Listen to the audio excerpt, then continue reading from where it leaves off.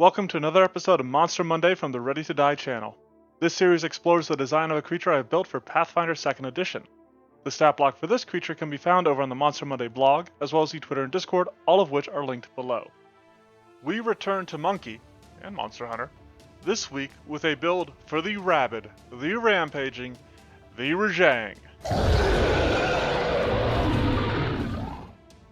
This Mauler is a mainstay of the Monster Hunter franchise, first introduced in Monster Hunter 2, though admittedly it is one that doesn't really resonate with me.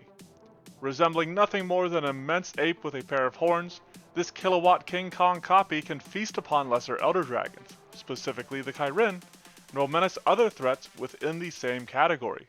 It is also known for wielding electricity, and enters a super state that shares some shocking similarities with certain Saiyans.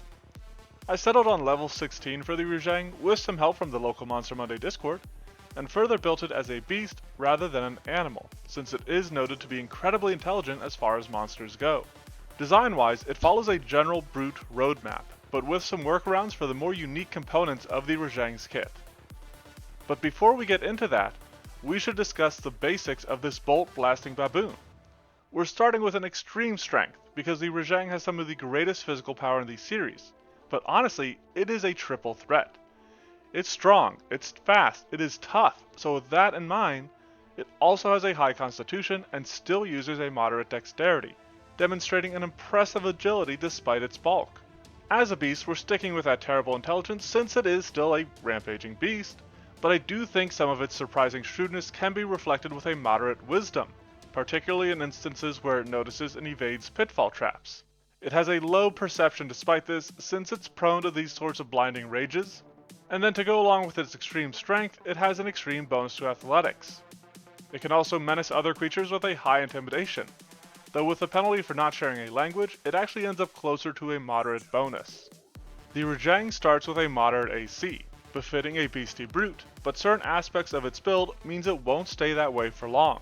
It is often suggested to use high hit points for brute, but this is at the high end of moderate hit points for its level, for similar reasons to its moderate armor class not being a fixed value, particularly within its own kit.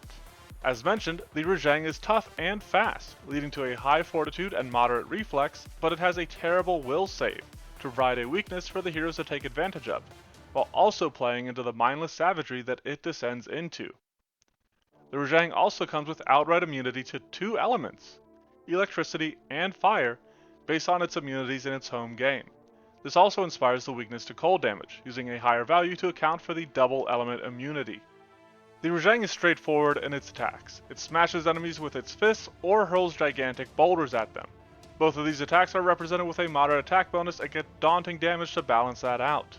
Its fists deal high damage but have the forceful trait to help enhance the punishment it dishes out during the round, whereas the range of its rock influences the use of a moderate damage for it. The brutal trait, common on attacks like this, means that it is using its strength for the attack roll with its rock, which is why it has the same attack bonus as its fists.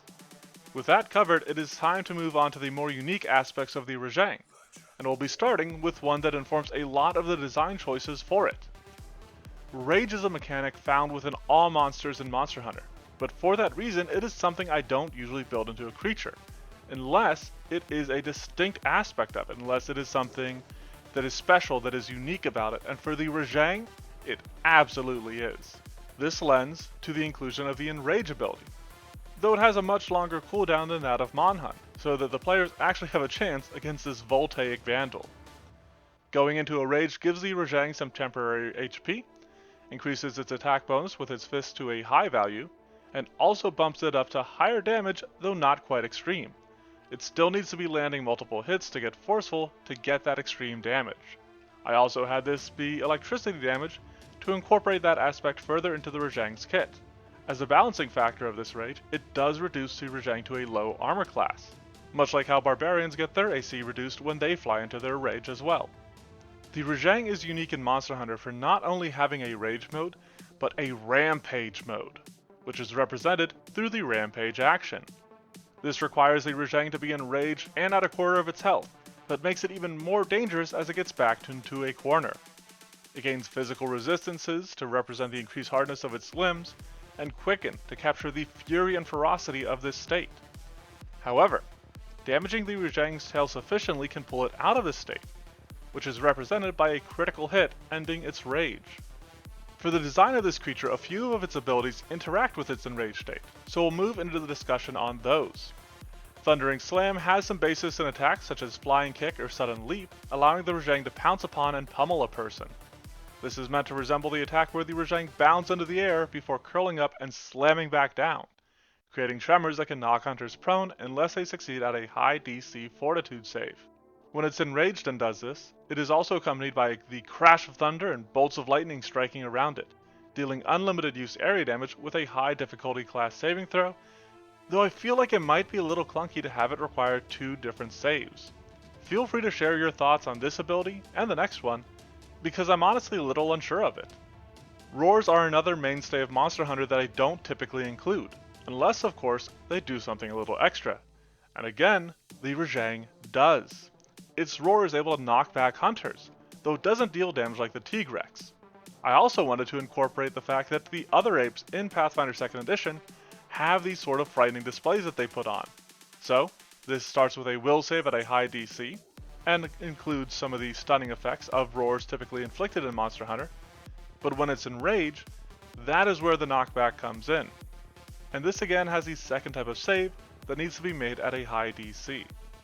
Moving into slightly more standard abilities, ones that aren't affected by its enrage, we have its Lightning Breath. This is the Rajang's big beam attack, a lance of loser lashing lightning which deals limited use area damage at a high DC, and then keeps a fairly low cooldown, because I swear this prick of a primate has spammed this attack on me. The Rajang is surprisingly mobile, and aside from its Thundering Slam, this build represents that with the Spinning Slam action. Granted the Flourish trait because of its Supreme Action Compression effect, this is a Strike and Stride effect, which is actually in reverse of how these usually run, I suppose. But this is intended to represent the Fist Slam and Pivot that the Rajang will pull off, getting around a foe and out of flanks and other such attempts to nail it down. I actually had to come back and record just a little bit more because I forgot to make an item for the Rajang. I've since rectified this with the Golden Hell Fists, a specialized hand wraps of mighty blows that was inspired by the Rajang's dual blades, which actually appear to be some form of knuckle dusters. However, unlike the quick and nimble dual blades, these weapons reward unarmed attacks that lack the finesse trait by adding the forceful trait to them instead. The storm of the Rajang still rages on through the shock and thundering runes of these hand wraps, as well as its activated ability, Hell's Fury. Aside from mimicking the Rajang's own rage, the scaling effects of this are based on the Rajang's armor, which enhances the heroic skill. This also makes it a solid match for my design of the Rajang's Rampage mode, which I am pretty proud of if I'm being honest. Unfortunately, it is time to ground this current because we have come to the end of the Rajang's build. This Super Saiyan Simian supercharges itself to summon stupefying shocks, stone-shattering slams, and a serious side of supersized surliness. It's a pretty straightforward brute that is a bit more mobile than I originally meant it to be, but that's a design I'm ultimately happy with and that my test subjects enjoyed over on the Monster Mash. As hyper-aggressive as the Rajang is, it might be hard to incorporate it alongside other creatures, leaving it best as something that seems to naturally occur as an obstacle. But let me know what you think of this creature, and what others you would like to see in a comment. If you want to see other monsters I've done, or even the stat blocks and other versions of this monster, check out the Monster Monday blog or Twitter, linked below. Thanks for watching, and have a monstrous Monday. Piece of cake!